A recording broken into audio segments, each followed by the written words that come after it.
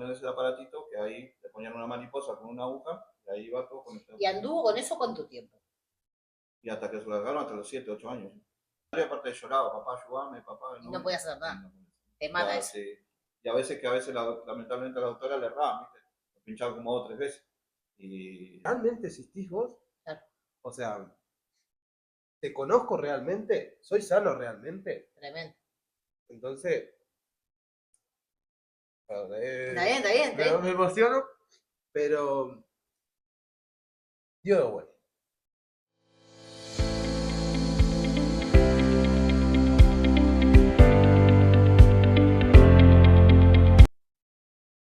Hola, ¿cómo están? Bueno, estamos en un nuevo episodio de Relatos sin Filtros, nuestro segundo podcast desde este nuevo año 2025. Y venimos a hablarte de la realidad, de la verdad, de las cosas que quizás a veces quedan como temas tabú y no se hablan. Y bueno, hoy nos toca un tema que les toca de cerca, que muchos pasan y muchos viven y se cuentan muchas veces también, pero hoy queremos darle esto que nosotros entendemos también, que trae el plus, que lo trae Dios. Así que hoy queremos contarte y vamos a hablar del cáncer infantil. Estamos acá con David Piedrabuena, por lo tanto el señor es Alexis Piedrabuena. Y siempre me llamó la atención del nombre es que dos cosas importantes. Piedra, duro, ¿no? Duro de entender. Pero hay algo bueno, es que es una piedra buena, ¿no? Sí, claro. Entonces eso es bueno, eso es bueno. Sí. Como es, son personas muy queridas por nosotros, gente importante dentro de la iglesia, del ministerio. Tenemos a nuestro levita, y no porque levante, sino porque es un adorador. Y no tendríamos característica para describir a Alexis, tendríamos que pensar, es el sí señor de la iglesia. ¿Cómo es? Que hoy está tímido ahí, está calladito, no trata, que es de confianza. Pero bueno, estamos acá y vamos a contarte, para los que me ven por primera vez, yo soy Keila Ledesma y nos pueden seguir en nuestras redes sociales, que les van a ir dejando por acá abajo, las redes sociales, tanto mía personal como de la iglesia, @poramorAel en Instagram, para poder seguir viendo nuestro contenido y estar conectados. Compartile este video y envíaselo a todas esas personas que entiendas, que tienen que escuchar de este testimonio de vida. Y sin más vueltas, porque yo soy larguera, ¿vieron? Y hoy dije, me voy a portar bien, voy a controlar todo. Sin dar más vuelta, nos vamos a meter un poquito de lleno en tu historia, ¿no? Que el David dice, estoy un poco nervioso. Sí. Los domingos no lo demostrás eso, porque cantás sin problema, acá te matás de risa. Y estar enfrente de la cámara es diferente. Otra cosa, claro. ¿A dónde llegará este video? No, mirá si llega lejos, y bueno, ¿quién te diga? De repente me llaman por ahí. Bueno, a contar, está bueno eso. Sí. Porque yo siempre digo, y creo que lo manejamos todos un poco esto, es que nuestra historia pesa, nuestra historia es importante, tu historia es importante, y nosotros tenemos un poder, tenemos un arma muy importante en nuestra vida, que es nuestro testimonio, es lo que vivimos. Lo que yo pasé es de bendición para otros, y no lo pasé en vano, sino para poder también ser de herramienta, de bendición para otros. Bueno, David, vos no te acordás mucho porque eras chiquito, pero de lo que te acuerdes, contarnos un poco. A vos te diagnostican con cáncer, leucemia, cuando tenías 2 años. 2 años, sí. 2 años. ¿Qué te acordás de, porque eras muy chiquito ahí, estamos charlando un poquito antes, de algunas cosas que sí te acordás, que generaron vos antes, porque después que hable tu papá ya no puede hablar más nadie. Sí. Entonces, me vamos a preguntar de vos primero. Sí. ¿Qué recordás vos de ese tiempo? Capaz que cuando eras chiquito no tenés más claro, pero poder transmitir qué sentiste, qué viviste, qué son esos flyers que tenés, que te vienen de lo que hayas vivido. Y mira, bueno, como hablábamos antes, básicamente las punzadas, para mí, para contrarrestar el tema de la leucemia y los glóbulos blancos y todo eso, me punzaban acá ¿En la espalda? Me contabas que te hacían ponerte así. Sí, me hacían ponerme así. Claro, porque en ese momento, o sea, cuando estás dopado, vamos a decir. Sí. Te anestesiaban. Claro, anestesiado, no tenés control de vos mismo. O sea, sí lo tenés, pero no. ¿Sabés lo que está pasando? Claro, sabés lo que está pasando, pero no sentís nada. Y eran muchos doctores, yo me acuerdo que eran 10 capaz, 10 más o menos, doctores sosteniéndome porque no me quedaba quieto. Claro, y No sí. quedaba quieto y luchaba y luchaba y luchaba. Y nada, hasta que me daban más medicación de lo normal y me hacían hasta el punto de dormirme. O Claro. sea, dormirme y no acordarme de nada. Claro. Me Y de las acuerdo, veces que te acordás, sentías como sí, ese pinchazo cuando. sentía cuando entraba la aguja. La aguja. Porque Sí. aparte dicen que capaz que a veces te acordás un poco más, en una aguja larga Sí, de metal sí, sí, que sí. va hasta el fondo. Claro, sí, sí. ¿Y a vos te dejaron estar ahí? ¿Vos entrabas Sí, también? en todo momento. ¿Y qué sentías en ese proceso cuando veías entrar la aguja? Porque era chiquitito. Y como impotencia porque quería que decía yo, bueno, uno más a esa edad de los niños no quiere que le pase como unos padres, ¿no? Sí, obvio. Y tal, pero aparte se sentía clarito cuando la aguja traspasa ahí El el hueso. hueso. ¿Y vos te acordás de esa sensación? Y me decías algo importante. Sí. Si lo contás ahora, Si lo cuento ahora, siento la sentí sensación. como la sensación de que como que si lo estuvieras, te quedó como en el cuerpo Sí, sí, esa sensación. sí. Y ya después de un poquito más grande, ¿te acordás de algo? Cuando No, ibas a los doctores. sí, más o menos. Lo que sí me acordaba mucho el estado emocional. El estado emocional no era el mismo, porque, o sea, yo estaba, pero no estaba. O sea, mi cerebro estaba conectado a mi cuerpo, pero yo estaba lejos Claro. por el tema de las medicaciones y todo eso. Y no me acuerdo mucho, pero el tema de las emociones, como eso, ¿no? Que no sentía que era yo, Claro. que estaba dormido, Claro. literal, no era yo. Sí, sí, sí, sí. Es como esa sensación que te deja. ¿Y te acordás de cambios emocionales, por ejemplo, de chico? De sentirte muy triste, de sentirte. ¿Vos entendías ya cuando fuiste creciendo, entendías lo que habías vivido?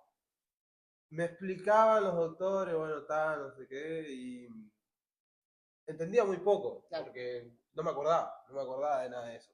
Era tanto el tema de estar dormido que no me acordaba No te mucho. acordabas de nada. Pero triste, triste, no, porque como te Eras digo, un niño, aparte. era un niño y además de que no sentía nada. Claro. Era como hablarle a la pared. Pero te acordás de tener cuidados, por ejemplo, de que te decían, no, esto no lo puedes hacer, tenés que tener cuidado, no te vayas a subir a un techo, nada. Vos lo tuve en una vida normal. Sí, Sí, sí, el doctor dijo, ya no, vida normal, sí. voy a la playa, todo. Tremendo, tremendo. Vamos a una pausa ahí y vamos, ¿no? Al que sí se acuerda de todo, al que lo vivió de afuera, pero lo viví, es muy cercano, ¿no?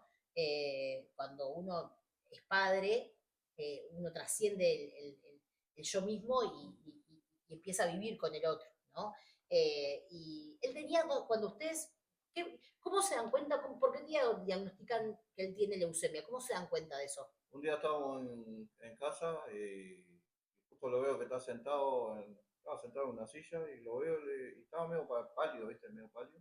Y tenía los ganglios hinchados acá, ¿viste? Y le digo a la madre, dice, tiene los ganglios hinchados, y qué raro, no sé qué, no sé cuánto. Y está ahí, bueno, empezó ahí, después lo llevamos al médico y después creo que tuvo el médico, le hicieron un análisis ahí y después me llaman, yo estaba trabajando, me llaman, lo llaman a la madre y nos dicen para ir al médico uruguayo, no sabíamos por qué, Claro. nos citan, después nos citan, de ahí nos citan a la policlínica privada del doctor, el doctor Cabecera, y nos dicen ahí, ¿por qué? Que tenía leucemia. Está- está- Y que ahí tenía que empezar con todo el proceso. sí, no ¿Y sé. ahí qué te pasó? Cuando te dicen eso, Y viste que por lo general cuando te dicen cáncer es como muerte. sí, lo Porque primero que uno pensás es viene que a se va la a mente, morir. por más que uno esté, o sea, en la Entiendo. iglesia condenándose, cuando siente eso ahí, claro, decís, pa, se me muere mi hijo. Pero está, después, gracias a Dios, me aconsejó el pastor, viste, y digo, bueno, está, declaraste, uno está sano, que esto, que tenga fe, que va a salir las cosas adelante, y bueno, ahí empezó todo ese proceso. Pero igual, más allá de estás al lado de eso, porque pasó con papá hace poco, ¿no? Vos sabés que todo va a estar bien porque creés que todo va a estar bien. Pero cuando te vienen a decir, está todo mal, Está en el límite, ¿no? la fe, o sea, vos sabés que Dios hace un milagro y Sí, uno sí. cree en los milagros. Pero ahí, ese momento, hay que pasarlo.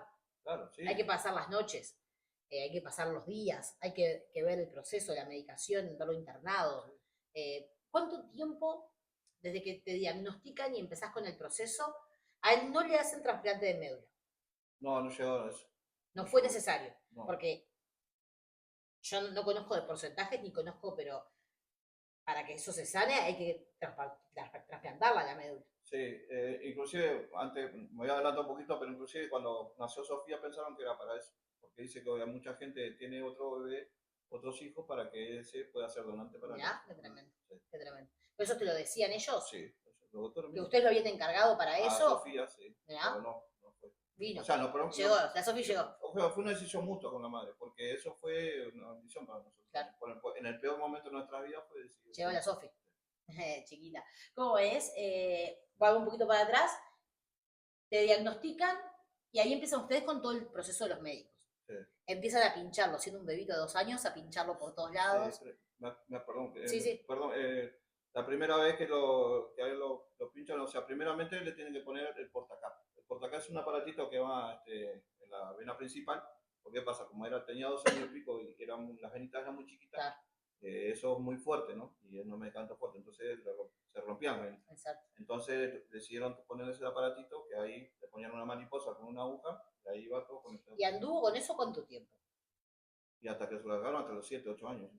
Así que desde los 2, como 6 años, bueno, me mostró ahora antes, pensaba que no lo vamos a mostrar, pero lo pueden buscar por Instagram y capaz que podemos hacer unas historias destacadas con el proceso, sí, lo vamos a hacer. Sí. ¿Cómo es? Porque me mostraba las cicatrices, que aún lleva las cicatrices de eso que tuvo ahí. Y empieza ese proceso y lo internan, pasa tiempo internado. Nos dijeron, mira, va a ser este proceso, nos habló el doctor, a los dos, va a pasar esto, porque eso lleva un protocolo cuando pasa esas cosas. Y aparte, ahí sí tiene que tener cuidados. Sí, ahí sí, no porque podías. dijeron, bueno, no puede lavarse las manos, no podían contaminar las cosas, no hacían poner el traje descartable ese para entrar. Y bueno, y no podían, un poquito. Los primeros meses, 0 visitas. Solo yo. Solamente ustedes dos. Claro, yo iba a trabajar y del trabajo me bañaba y todo, y me entraba por ahí. Claro. Así estuve, más o menos, no sé, creo que 3 meses, 4 meses. Mientras hicieron todo el proceso. Y ahí eran las punciones. Y ahí empezó todo, primero los medicamentos, después, porque eso, claro, ¿qué pasa? Eso se mide cada tanto, medían los glóbulos y todo, porque eso lo bajaba y subía, porque como tenía el cáncer, eso es lo que hacía. Claro. Los valores. Sí. Y entonces, según los valores, porque cada tanto le hacían el examen de sangre, decían, bueno, hacemos esto, hacemos lo otro, hacemos otro. Y ahí empezaron, tuvo transfusión de sangre, transfusión de plaquetas, sí, el proceso común que hace ahí. Todo esto con 2 años, todos los primeros en los 2 años, siendo muy chiquitito. ¿Se le cae el pelo en ese proceso siendo bebé también? Más adelante sí, a los 6 meses de tratamiento, 7. Ya empieza ahí con... Claro, y nosotros que no, pero vivimos el proceso. De ese primer proceso, ¿cuál fue la peor parte para vos? Si vos tuvieras que decirme ahora, un momento en el que sentí que... Y las funciones que le hacían y que pincharle, aparte lloraba, papá, ayúdame, papá. No podía hacer nada. Te mata eso. Sí. Y a veces lamentablemente la doctora le erraba, ¿viste? Lo pinchaba como 2 o 3 veces. Y te dan ganas de agarrar todo. Y está, pero bueno. Creo que la mayor realidad de estos casos así es la impotencia. Sí. Yo hablaba el otro día con alguien y me dice, el peor momento fue cuando tuve que pelar a mi propia hija. Una niña preciosa y tener que cortarle el pelo y pelarla para que no se le caiga solo y pasar por todo eso. Pero es fuerte. Sí. Es fuerte. Sí. Y sentir eso, ¿no? ¿Por qué no a mí? Esa es la típica, ¿no? Es que yo les comentaba a la gente, yo no les lo deseo ni mis peores enemigos. Porque ver a tu hijo ahí, y vos te sentís potente, ¿no? Que me lo hagan a mí, no puedes hacer nada. Claro. O sea, más que orar y pedirle a Dios que nos dé la fuerza. Tal cual. Pasaron muchas cosas y no nos podemos poner en detalle en todas. Si alguien quiere conocer más de la historia, puede acercarse y preguntar, pueden enviarnos un mensaje. Si tenés un hijo o estás conoces a alguien que está pasando por una situación similar y te gustaría acercarte, conocer la historia, contar con el apoyo, contar con el... Bueno, nos pueden escribir y nosotros nos acercamos a donde quieran. Si hay que ir a visitar a alguien al hospital o estamos dispuestos para eso. Ellos pueden ir en persona a contarles su testimonio. Si hay un niño chico que se sienta débil, que se sienta sin fuerzas, que no va a poder, estamos acá para eso y es un poco también el fin de querer llegar con este testimonio. Porque hay una realidad. Y de ahí creo que fue otro de los momentos más duros. En un momento vos entendés que Dios lo sanó. Sí. Él pasa el proceso, está todo bien y te dicen, está todo bien, te dicen. Sí. Y vos dijiste, ya está sano. Sí. Y declaraste que estaba sano, y está sano. O sea, declararon que estaba sano. Y en un momento dejaste de hacerle los estudios. Sí. Porque vos entendías que ya estaba sano. ¿Y qué pasa ahí? Ahí, otra confrontación con lo legal. ahí el médico mismo de cabecera nos hace la denuncia, sí, que nosotros no estamos haciendo el tratamiento con el niño. Por negligentes, por Sí. negligencia. Claro. Y después fuimos a juicio a juzgado de familia, y ahí nos hicieron entender, o sea, no fue algo como para ponernos en la cárcel ni nada, fue como para que nosotros entendieran, Que el porque, proceso había casado. claro, porque aparte hay una ley que es una falta a la propia potestad. Claro, O sea, que puedes el perder niño, al niño. claro, y el niño tiene derecho a ser atendido. Claro. Y está ahí. Bueno, pero yo, o sea, le intentaba explicar lo que era la fe. Claro. Y como que ellos, claro, la ciencia, la fe y lo lógico no se mezclan. Claro. O sea, y tal, para mí está sano, pero está, estoy de acuerdo con que siga el tratamiento.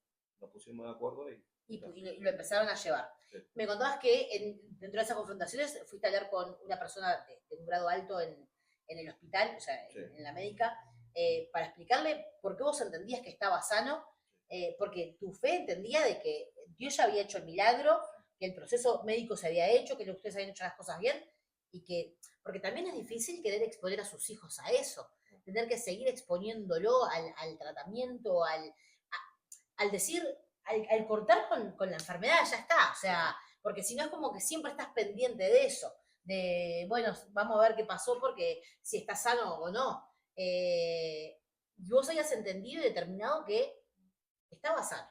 Sí, sí. Que había cuando él nace, cuando él llega a la vida de ustedes, ¿ustedes entienden que hay un propósito en la vida de él? ¿Qué sentías vos cuando él era chico? Cuando era chico fue una sorpresa, ¿no? Porque pensaba que no iba a quedar enseguida la madre embarazada, pero enseguida que quedó embarazada, ¿no? Y para mí, una alegría, primer hijo, varón, todo. Pero igual antes, él a los 6 meses cae con una infección en los pulmones. ¿Ya? Estuvo 11 días en Canzani y 2 días en el CTI de la Médica Uruguaya. Y ahí fue donde yo encontré a Cristo, porque su madre ya había hecho encuentros, estaba echando la iglesia. Y durante esos 5 meses yo estaba, o sea, no conocía, yo estaba en otro lado, estábamos separados.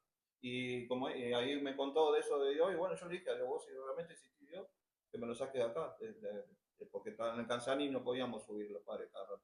Podíamos subir una hora en el día. Claro. Y ahí le dije, en los brazos, yo tenía en los brazos, bueno, Dios, si vos existís, sácamelo acá. Y bueno, Dios hizo milagros. Y ahí empezó a correrme acá, a venir acá a la iglesia. En ese momento. Antes de todo después a los 2 años y medio pasa eso. Claro. Sí. Y cuando pasa eso, después de lo que le habías pedido a Dios, ¿le dijiste en algún momento, Señor, ¿y ahora qué pasó? Sí, tuve mi confrontación a sola cuando llega a ponerme mal y eso, porque a mí, todas esas preguntas que uno se cuestiona cuando uno intenta hacer las cosas bien, che, pero estoy hacer las cosas bien y porque a mí, pero bueno, yo sabía que tenía un propósito. ¿Qué pasa eso, no? El típico es, algo mal se está haciendo, por algo sos castigado. Hay propósitos y hay cosas que no entendemos. Porque vos decís, yo era chiquito, ¿qué pasó, no? Vos siendo más grande, más de adolescente, ¿en algún momento cuestionaste a Dios por esto? Dijiste, Señor, ¿por qué yo tengo que pasar por estas cosas o tengo que pasar por esto? No, sí y no, o sea, sí.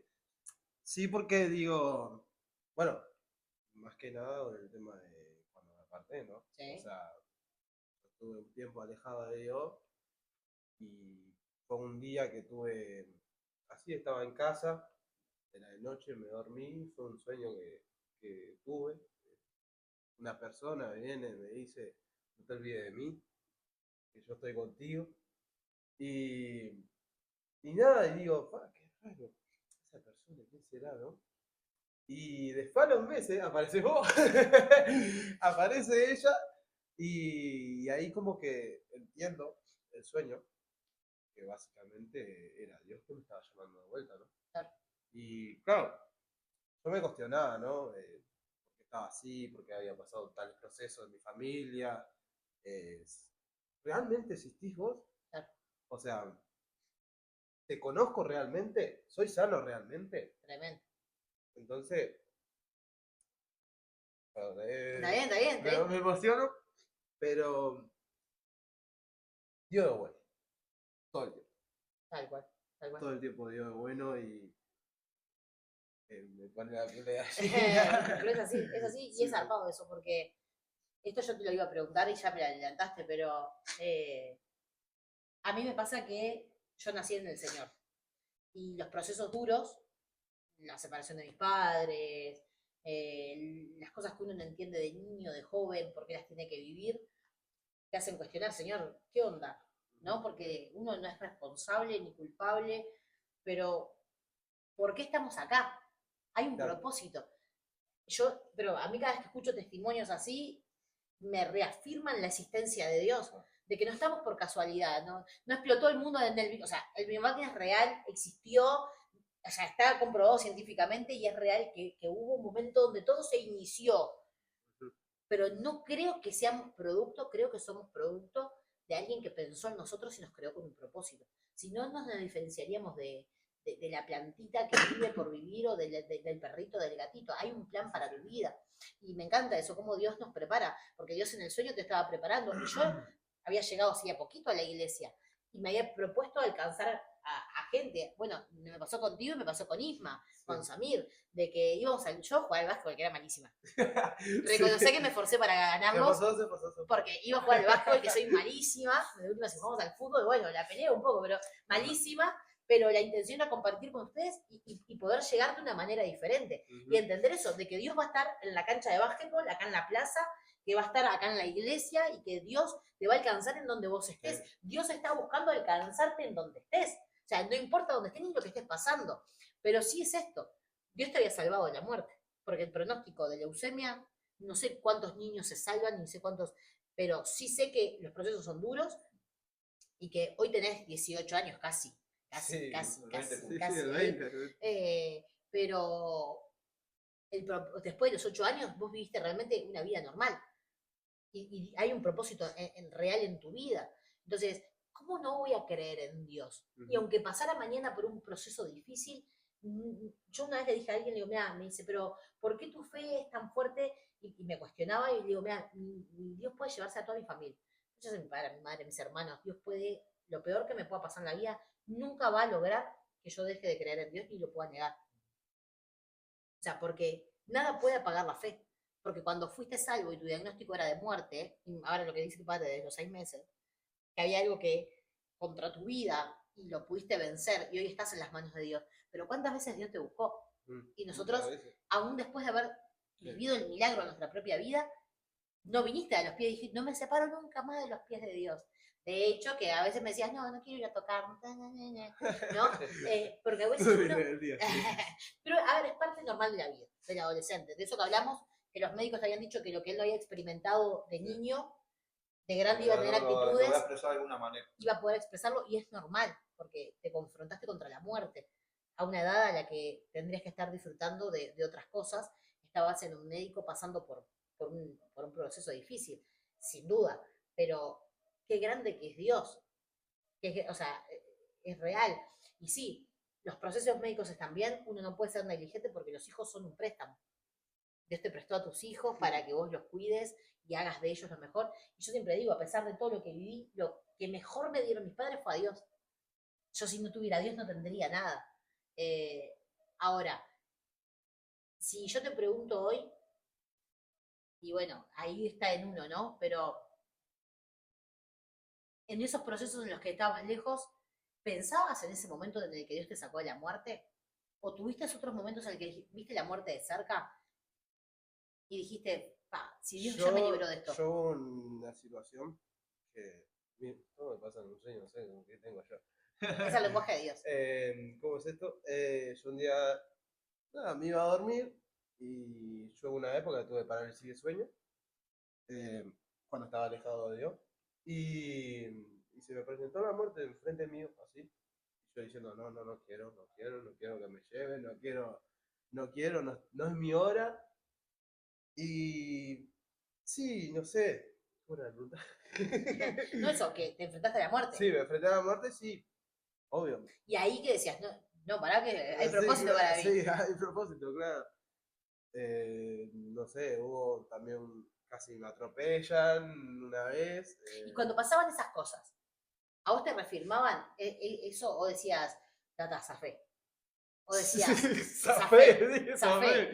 Y después decías, Señor, porque en vos estaba el creer porque habías sido inculcado eso, en tu casa se te inculcó la fe.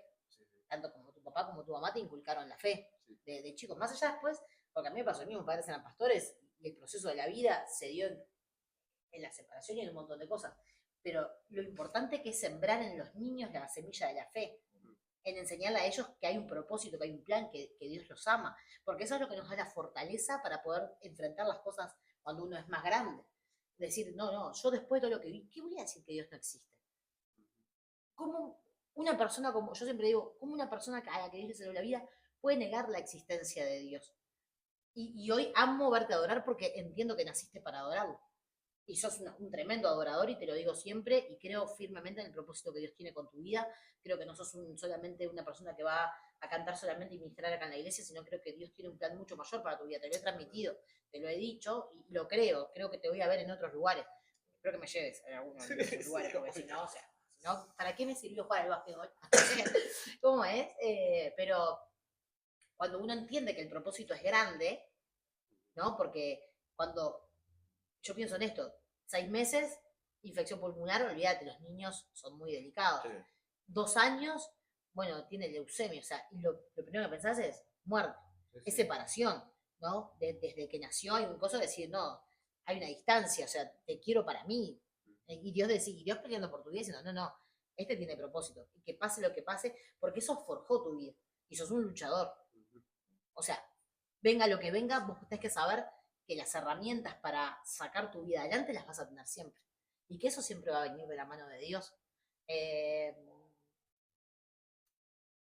hoy, 2025. 2025. O sea, ahora. 21 de marzo de Ahora. 2025. Voy a preguntarle primero a tu papá. Cuando vos lo ves ahora, ¿tá? Con casi 18 años, cuando pensaste con dos que, o sea, vos creías en Dios, pero yo siempre digo eso, o sea, ese primer palabra muerte, se va a morir mi hijo, y lo ves hoy que está grande, que creció, que es un hombre, que te pelea, que te dice, ya soy grande, ¿no? Sí. Y te acordás del, ¿no? Y te acordás del bebito que decía, papá, ayúdame.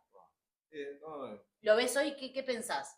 y a mí me alegra, ¿no? El corazón, porque ver esa promesa de Dios que decir, no estoy acá, porque la palabra que Dios me había dado era Apocalipsis 12:11, y por la fe de ellos, está tremenda esa palabra, y de eso me aferré. Y yo entendí eso, que Dios lo iba a sacar de ese proceso, pero me costó, a veces cuesta pasar esos procesos. Y uno no quiere pasarlo. O sea, no quiero, pero está, Dios nos lleva a eso.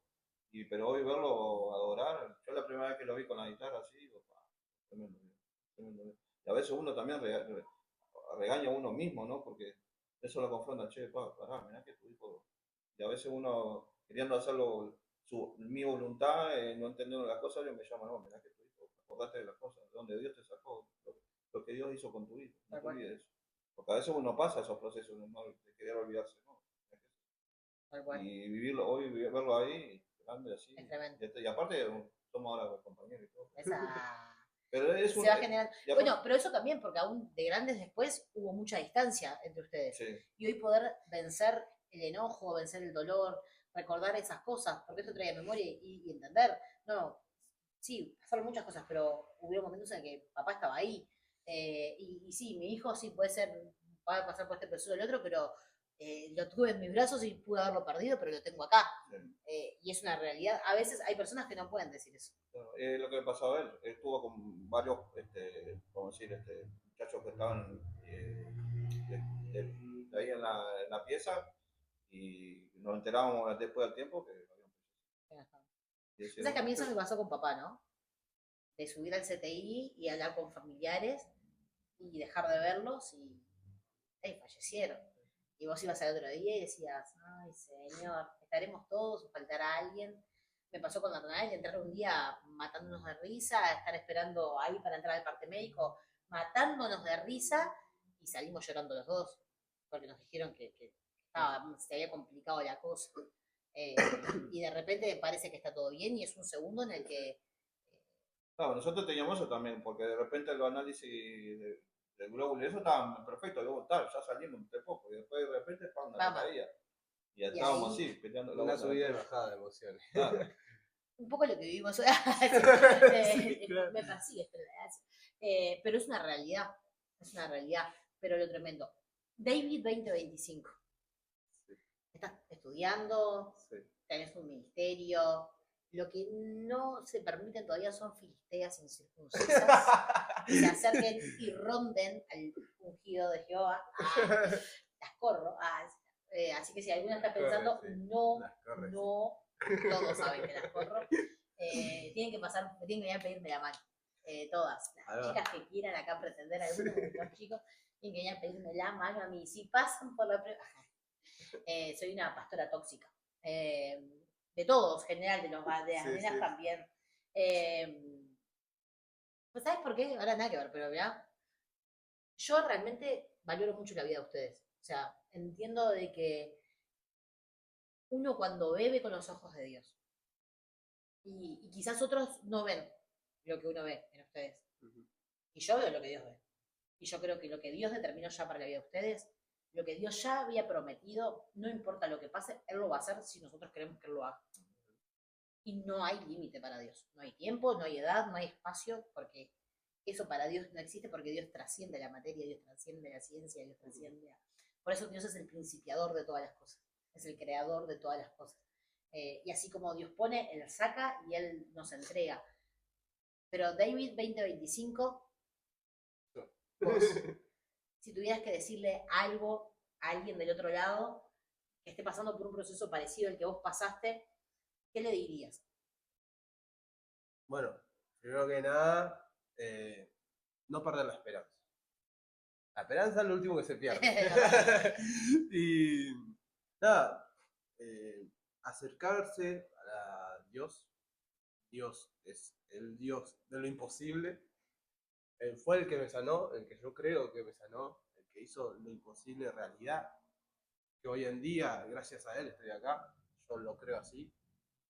Y que también, además de que se acerquen, crean que proclamen de que su hijo está sano.